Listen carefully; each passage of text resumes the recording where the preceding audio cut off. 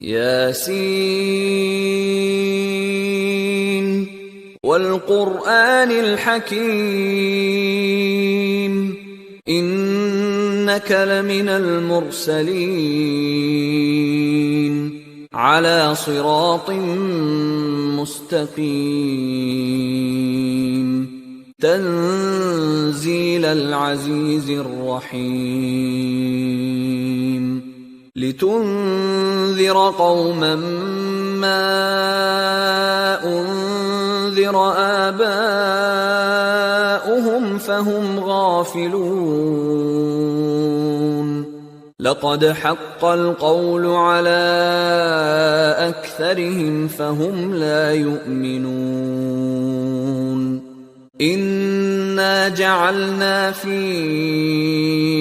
أعناقهم أغلالا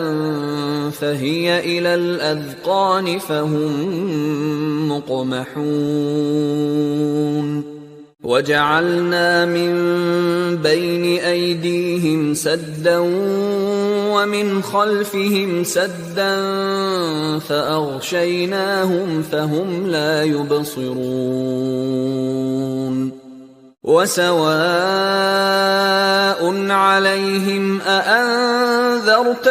أم لم تنذرهم لا يؤمنون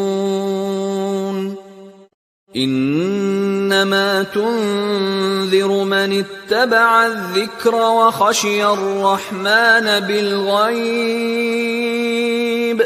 فبشره بمغفرة وأجر كريم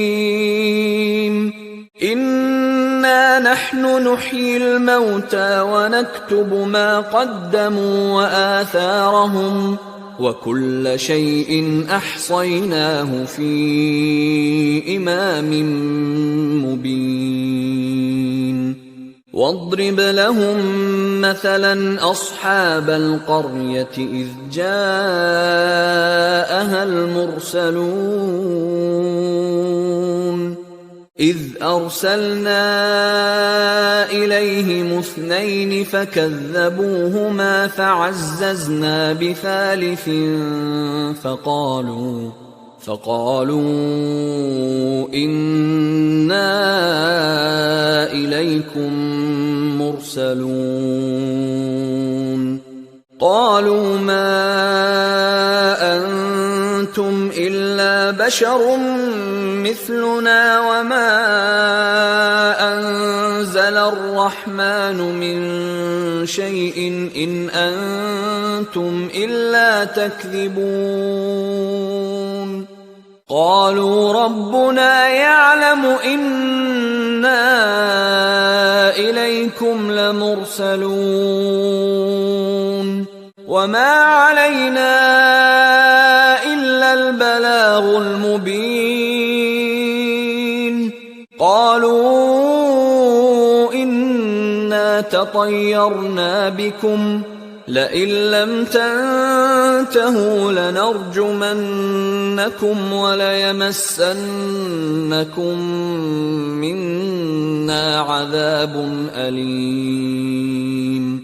قالوا طائركم معكم أئن ذكرتم بل أنتم قوم مسرفون وجاء من أقصى المدينة رجل يسعى قال يا قوم اتبعوا المرسلين